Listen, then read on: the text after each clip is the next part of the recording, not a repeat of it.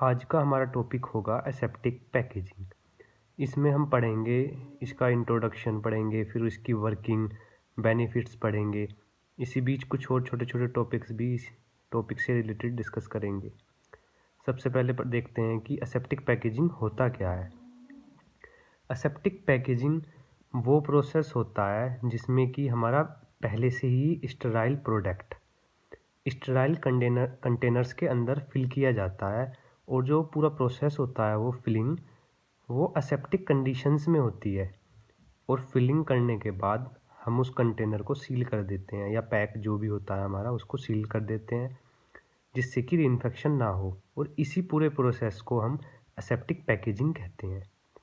अब किसी भी उसमें हमारे प्रोडक्ट में जो कंटामिनेशन होता है उसके जो सोर्सेज होते हैं, या तो प्रोडक्ट में पहले से माइक्रो ऑर्गेनिजम्स होंगे, या जो हमारा पैकेजिंग मटेरियल हमने यूज़ किया है उसके सरफेस पर माइक्रो ऑर्गेनिजम्स हो सकते हैं, या फिर जो इक्विपमेंट पैकेजिंग के काम हम लेते हैं यूज़ में उसके अंदर भी माइक्रो ऑर्गेनिजम्स होते हैं। और ये तीनों ही जगह पे जो माइक्रो ऑर्गेनिजम्स हैं एसेप्टिक पैकेजिंग में, इन तीनों को ही स्टरलाइजेशन के द्वारा किल कर दिया जाता है।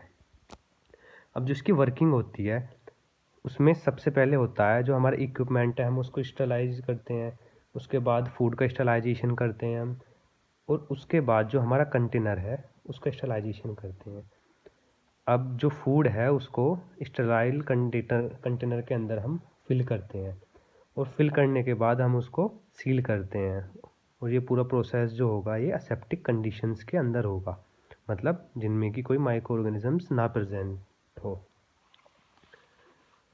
अब जो हमारा इक्विपमेंट्स का स्टरलाइजेशन होता है उसको हम कई तरीके से करते हैं, जैसे रेडिएशन का यूज़ कर सकते हैं हम, या हीट का यूज़ कर सकते हैं, या फिर केमिकल्स का यूज़ कर सकते हैं। जैसे केमिकल्स जो होते हैं हमारे स्टरलाइजेशन के काम आते हैं, जैसे हाइड्रोजन परऑक्साइड होता है, इथेनॉल, इथिलीन एसिड होता है।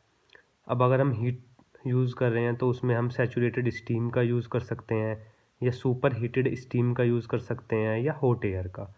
जो रेडिएशंस हैं ये भी बहुत सारे टाइप्स की होती हैं, जैसे हम यूवी रेज़ का यूज़ कर सकते हैं, या इंफ्रारेड रेडिएशन का यूज़ कर सकते हैं, या फिर हम आयोनाइजिंग रेडिएशंस का यूज़ कर सकते हैं। अब जो हमारा फूड है उसका स्टरलाइजेशन होना है तो उसके लिए हम HTST यूज़ कर सकते हैं। HTST क्या होता है? High temperature short time. और UHT का यूज़ कर सकते हैं। UHT क्या होता है? Ultra high temperature. जो अल्ट्रा हाई टेम्परेचर में हम जो टेम्परेचर रखते हैं 130 डिग्री सेल्सियस से 150 डिग्री सेल्सियस के बीच में रखते हैं, और बहुत फ्रैक्शन ऑफ सेकेंड्स के लिए ये टेम्परेचर हम यूज़ करते हैं स्टरलाइजेशन के लिए। HTST में जैसे 72 डिग्री सेल्सियस फॉर 15 सेकेंड, ये टाइम टेम्परेचर का कॉम्बिनेशन है। ये वेरी कर सकता है हमारा फूड के अकॉर्डिंग।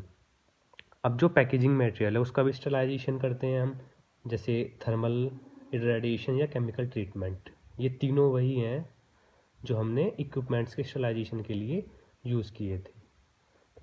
अब जो पैकेजिंग मटेरियल होता है वो हमारा वेरी कर सकता है, या तो पैकेजिंग मटेरियल हमारा गिलास हो सकता है, या फिर टिन प्लेट हो सकता है, प्लास्टिक हो सकता है, एल्यूमिनियम फॉइल हो सकती है। तो वो डिपेंड करेगा हमारे प्रोडक्ट पे।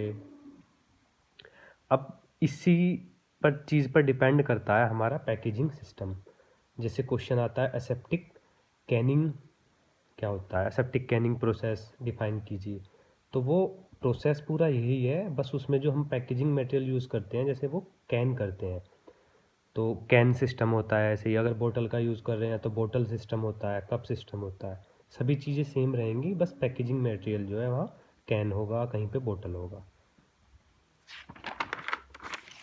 अब बेनिफिट्स रहते हैं, तो अभी हम देखते हैं बेनिफिट क्या क्या होते हैं सेप्टिक पैकेजिंग के। तो इसका सबसे पहला जो बेनिफिट होता है तो वो तो वही होता है कि जो हमारा फूड है वो फ्रेश रहता है कई मंथ्स के लिए। फिर जो स्पेस रिक्वायरमेंट होती है वो बहुत कम होती है इस पूरे सिस्टम की। जो न्यूट्रिटिव वैल्यू है फूड की वो कंजर्व होती है इससे। एक जो ये पैकेजिंग कॉस्ट पूरी पड़ती है ये बहुत सस्ती होती है। और एक काफ़ी अच्छा इसका बेनिफिट ये होता है कि जो प्रिजर्वेटिव्स हैं उनका यूज़ नहीं करना होता इस प्रोसेस के अंदर। और जो हमारी स्टोरेज या हैंडलिंग है वो बिना रेफ्रिजरेशन के भी हम इजीली कर सकते हैं।